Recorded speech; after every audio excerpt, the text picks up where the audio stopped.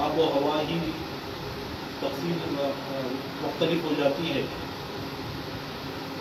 ہواؤں میں ایک قسم کی روحانیت اور ہر ساعت جو ہے اللہ تعالیٰ اس میں برکت عطا فرما دیتا ہے. رمضان مبارک میں رزق میں برکت ہو جاتی ہے. رمضان مبارک میں آپ کے گھروں میں برکتوں کا نزول ہونا شروع ہو جاتا ہے. رمضان مبارک میں آپ محسوس کرتے ہیں کہ آپ کی عبادتوں میں لذت، روحانیت اور ایک سوئی پیدا ہونا شروع ہو جاتی ہے. یہ تمام برکتیں جو ہے یہ رمضان کے ایام میں ہی ہوتے ہیں.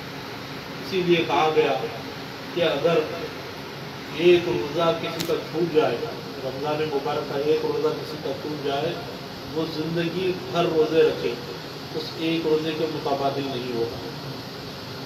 تو لہذا روزہ اگر چھوٹ جائے تو اس کا کفارہ وغیرہ شرعی طور پر ہے، لیکن حضرات نے ارشاد فرمایا، سرکار کا بھی ارشاد ہے کہ ایک روزہ اگر چھوٹ جائے رمضان مبارک کا، اس کی برکت اتنی ہے کہ دوسرے ایام میں آپ سال بھر ہمیشہ روزہ رکھیں اس ایک روزے کا متبادل نہیں ہوگا. اسی لیے روزہ بالکل بہت ہی سخت شرعی عذر ہو تو چھوڑنے کا حکم ہے اور اس کے بعد قضا رکھنے کا حکم ہے. تو لہذا رمضان مبارک کے اس آخری عشرے میں اللہ رب العزت نے ایک عظیم رات، ایک بابرکت رات جس کو ہم شب قدر کہتے ہیں، شب قدر رکھا ہے. تو اس عظیم رات کے بارے میں سرکار دو جہاں صلی اللہ علیہ وسلم نے ارشاد فرمایا جو اس رات میں احتساب کرتے ہوئے اس رات میں قیام اللیل کرے، رات جاگے اللہ اور اللہ کی رضا و خوشنودی کے لیے، تو اللہ تعالیٰ اس کی بخشش و مغفرت فرما دے گا. تو لہذا لیلۃ القدر جو ہے اس کو لیلۃ القدر اس لیے کہا جاتا ہے کہ قدر کے معنی جو ہے شرف کے ہیں، بزرگی کے ہیں، مقام و مرتبے کے ہیں. تو لہذا تمام راتیں جو 365 دن کی تمام راتیں ہیں، ان تمام راتوں میں لیلۃ القدر کو اللہ رب العزت نے شرف عطا فرمایا، بزرگی عطا فرمائی، بڑائی عطا فرمائی. لہذا تمام راتوں سے زیادہ برکتیں اس رات میں رکھ دی گئی ہیں. تو اسی لیے اس رات کو لیلۃ القدر کہا جاتا ہے. اور اس رات کو لیلۃ القدر اس وجہ سے بھی کہا جاتا ہے کہ یہ رات میں جو ہے اللہ رب العزت نے ارشاد فرمایا کہ انا انزلناہ فی لیلۃ القدر، کہ ہم نے قرآن کو اس لیلۃ القدر میں نازل فرمایا. تو لہذا قدر والی کتاب، قدر والی امت پر، قدر والے رسول کی ذات پر اتاری گئی، اسی لیے اس رات کو لیلۃ القدر کہا جاتا ہے. اور لیلۃ القدر اس رات کو اس لیے بھی کہا جاتا ہے کہ قدر کے معنی تنگی کے ہیں، قدر کے معنی تنگی کے بھی ہیں. اس سے پہلے اور ایک معنی یہ ہے کہ قدر کے معنی تقدیر کے بھی ہیں، قدر کے معنی تقدیر کے بھی ہیں. مفسرین اکرام نے ارشاد فرمایا کہ اس رات کو لیلۃ القدر اس لیے کہا جاتا ہے کہ اس رات میں تمام سال جو رزق عطا کیا جاتا ہے، جو حیات عطا کی جاتی ہے، تمام سال کی رزق، اچھی بری تقدیر اس رات میں بندے کو عطا کی جاتی ہے. تو اسی لیے اس رات کو لیلۃ القدر کہا جاتا ہے. اور قدر کے معنی تنگی کے بھی ہیں. تو لہذا اس رات میں اللہ رب العزت نے ارشاد فرمایا کہ تنزل الملائکۃ والروح، کہ اس رات میں ملائکہ کا نزول ہوتا ہے. اور ملائکہ کا نزول اس کثرت سے ہوتا ہے کہ زمین تنگ ہو جاتی ہے، زمین تنگ ہو جاتی ہے، زمین میں جگہ باقی نہیں ہوتی، بلکہ ملائکہ کا نزول ہوتا ہی رہتا ہے. تو اس وجہ سے بھی اس رات کو لیلۃ القدر کہا جاتا ہے کہ ملائکہ کا نزول اس کثرت سے اس رات میں ہوتا ہے کہ زمین تنگ ہو جاتی ہے، تو لہذا اسی وجہ سے اس رات کو لیلۃ القدر کہا جاتا ہے۔ اور ساتھ ساتھ اس رات میں رحمتوں کا نزول بھی کثرت سے ہوتا ہے۔ رحمتوں کا نزول اس کثرت سے ہوتا ہے، حضرت امام خوارینی رحمۃ اللہ علیہ ارشاد فرماتے ہیں کہ رحمتیں اس کثرت سے اس رات نازل ہوتی ہیں کہ فرشتے رحمتیں لے کر آتے ہیں اور تمام امت میں تقسیم کر دیتے ہیں۔ جو لیلۃ القدر حاصل کرنے کے لیے اشتیاق رکھتے ہیں، شوق رکھتے ہیں، وہ تمام امتوں کو رحمت اللہ کی تقسیم کر دی جاتی ہے، اور تقسیم کرنے کے بعد پھر رحمتیں بچ جاتی ہیں۔ تو حضرت امام خوارینی رحمۃ اللہ علیہ فرماتے ہیں یہ لیلۃ القدر کی رات کی برکت ہے کہ جو رحمتیں بچ جاتی ہیں پھر ان رحمتوں کو کفاروں میں تقسیم کیا جاتا ہے۔ دارالحرب جہاں غیر مسلموں کی حکومت ہوتی ہے اس جگہ کو دارالحرب کہا جاتا ہے۔ دارالحرب کے کفاروں میں وہ رحمتیں تقسیم ہوتی ہیں، لہذا جن جن کافروں کو وہ رحمتوں کا حصہ مل جاتا ہے تو امام خوارینی رحمۃ اللہ علیہ فرماتے ہیں وہ اسلام کی دولت سے مالا مال ہو جاتے ہیں۔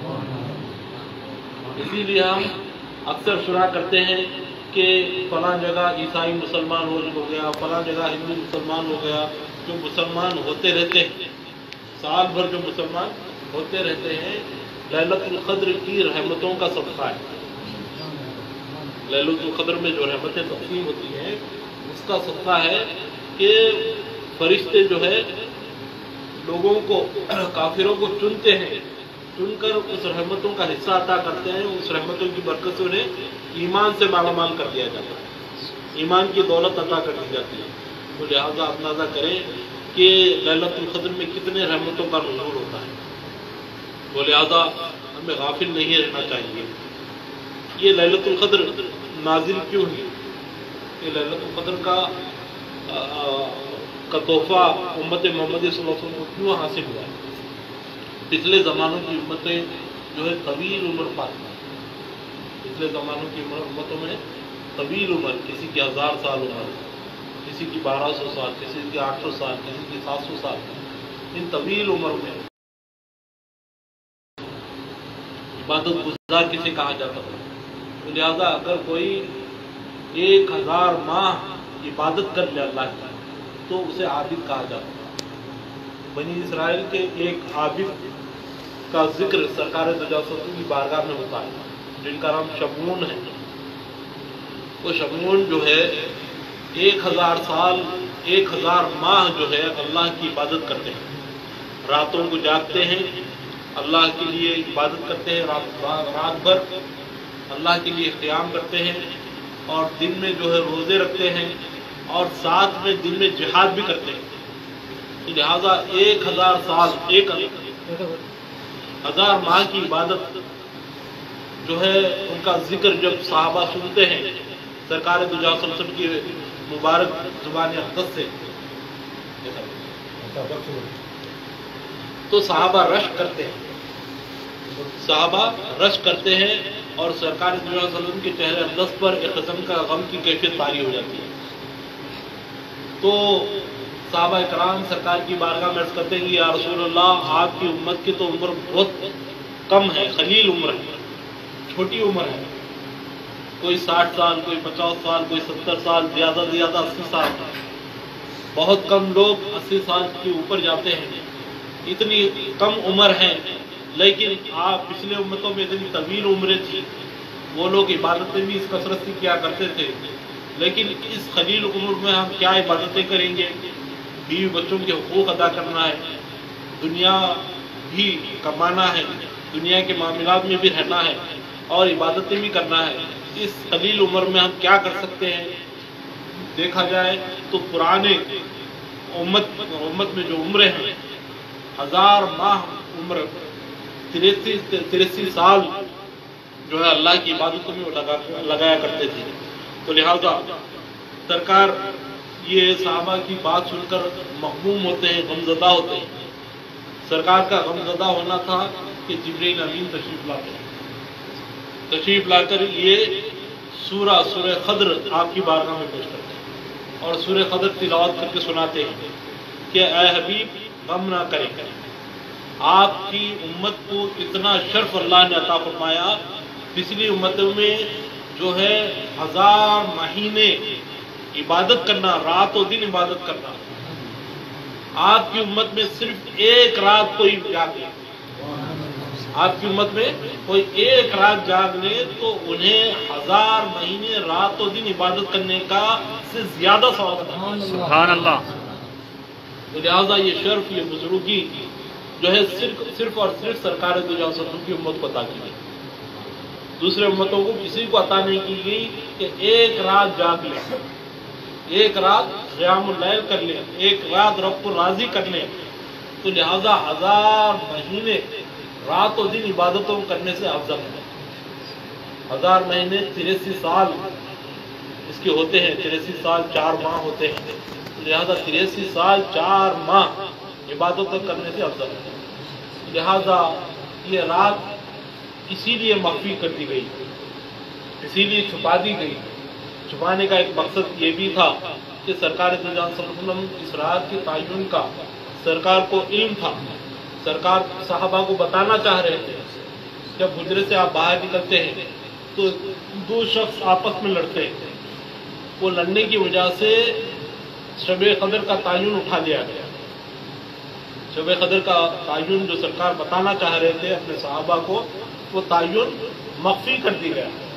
تو سرکار ارشاد فرماتے ہیں مجھے شب قدر کا تعین بتانے کا حکم دیا گیا تھا، میں جب باہر نکلا شب قدر کا تعین تم لوگوں کو بتاؤ کہ یہ رات تم جاگ لو، تم شب قدر کو پالو گے، لیکن 2 شخص کے لڑنے کی قباحت کی وجہ سے، کراہت کی وجہ سے وہ تعین پردے میں رکھ دیا گیا، چھپا دیا گیا۔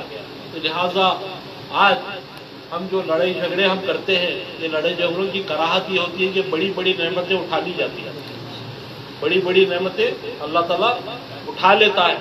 تو لہٰذا اس کے بعد سرکار نے ارشاد فرمایا کہ اب 5 راتوں میں شب قدر کو تلاش کریں، 5 راتوں میں شب قدر رکھ دی گئی ہے، شب قدر کو تلاش کرو۔ تو لہذا 5 راتیں، 21ویں شب، 23ویں شب، 25ویں شب، 27ویں شب، 29ویں شب، ان 5 راتوں میں شب قدر گھومتی رہتی ہے۔ لیکن بزرگان دین نے حضرت ابی بن کعب رضی اللہ تعالیٰ عنہ، سرکار دو جہاں صلی اللہ علیہ وسلم کے صحابی رسول ہیں، آپ قسم کھا کر ارشاد فرماتے ہیں میں اللہ رب العزت کی ذات کی قسم کھاتا ہوں کہ 27ویں شب شب قدر ہے، 27ویں شب شب قدر ہے۔ اور اس کے لیے چند اشارے بھی اللہ تعالیٰ نے دے دیے کہ شب قدر جو ہے، شب قدر میں جو سورہ قدر ہے، سورہ قدر میں لیلۃ القدر کا لفظ 3 مرتبہ آیا ہے، 3 مرتبہ آیا ہے۔ اور یہ شب قدر میں جو اس کو 3 مرتبہ آیا ہے، 9 کو جو ہے اگر 3 سے ضرب کر دیا جائے تو 9 یا 27 ہوتے ہیں۔ تو لہذا شب قدر میں جو حروف ہیں وہ 30 ہیں، اور 30 حروف میں سے 27واں حروف ہیا ہے، 27واں حروف ہیا، حتی مطلع الفجر جو آیا ہے، ہیا کے معنی یہی، ہیا کے معنی یہی، جہاں 27واں حروف آتا ہے کہ اللہ تعالیٰ نے ارشاد فرمایا یہی وہ رات ہے جو شب قدر ہے۔ لہذا ہیا وہاں پر آ کر اشارہ دیا جا رہا ہے کہ یہی 27ویں شب ہے۔ تو لہذا سرکار دو جہاں صلی اللہ علیہ وسلم کے دور مبارک میں بھی ایک صحابی رسول جو ہے سمندر میں وہ کام کیا کرتے تھے، سرکار دو جہاں صلی اللہ علیہ وسلم کی بارگاہ میں آتے ہیں، آ کر عرض کرتے ہیں کہ یا رسول اللہ، میں جو ہے 1 رات سال میں ایسی پاتا ہوں کہ سمندر کا پانی میٹھا ہو جاتا ہے، سمندر کا تمام جو کھانا پانی ہے وہ میٹھا ہو جاتا ہے۔ تو سرکار ارشاد فرماتے ہیں جب وہ میٹھا ہو جائے تو مجھے اطلاع دو۔ تو جب وہ صحابی رسول دیکھیں بار بار انہیں وہ رات میسر آ رہی ہے، تو صحابی رسول کو جب وہ رات ملتی ہے تو سمندر کا پانی میٹھا ہو جاتا ہے۔ تو سرکار ارشاد فرماتے ہیں جب سمندر کا پانی میٹھا ہو جائے تو یہ رات شب قدر ہے، یہ رات شب قدر ہے۔ اور शब कदर की अलामतें भी सरकार ने बयान फरमाई। इस रात जो है ज़्यादा गर्मी भी नहीं होगी, ज़्यादा सर्दी भी नहीं होगी। इस रात जो है थोड़ी सी जो है बारिश, जो पतझड़ कहा जाता है, थोड़ी सी बारिश भी होती है। इस रात जो है एक किस्म की खुनगी होती है।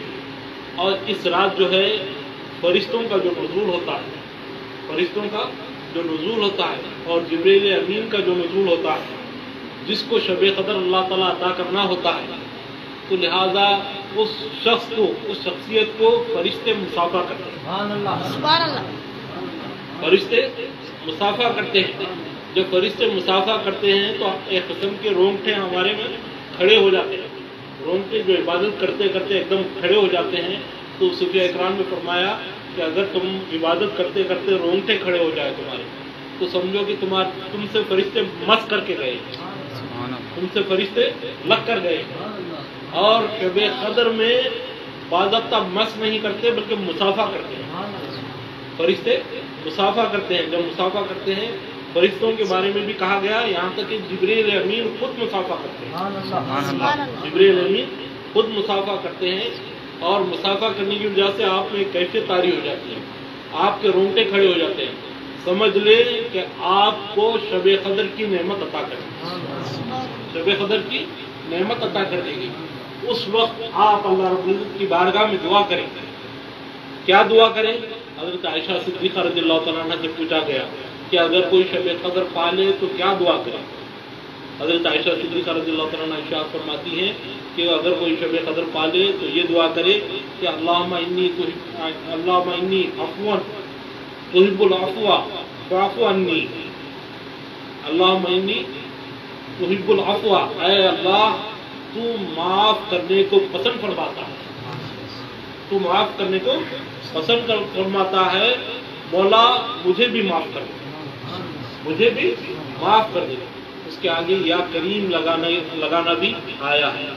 अल्लाहुम्मा इन्नी तुहिब्बुल अफ़वन अल्लाहुम्मा इन्नी अफ़वन तुहिब्बुल अफ़्वा फ़अफ़ु अन्नी या करीम। ये दुआ कसरत से शब कदर बंदा करें कि अल्लाह ताला उसके गुनाहों को माफ़ कर दे।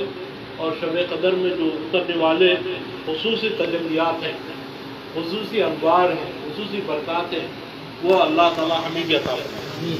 तो लिहाजा शब कदर के बारे में और मज़ीद गुफ्तगू इंशाअल्लाह कभी करेंगे। अल्लाह रब्बुल इज्जत की दुआ है कि अल्लाह ताला हम तमाम को शब कदर की नेमत अता फरमाए और शब कदर में उतरने वाले तजल्लियात और बरक़ात का हिस्सा हमें भी अता फरमाए। और रमज़ान मुबारक की इबादतों को, रोज़ों को, क़यामुल लैल को, कुरान की तिलावत को अल्लाह अपनी बारगाह में कबूल और मंजूर फरमाए। आमीन बिजाहि सय्यिदिल मुरसलीन सल्लल्लाहु अलैहि वसल्लम। वमा अलैना इल्लल बलाग। इंशाअल्लाह हम जिक्र करेंगे।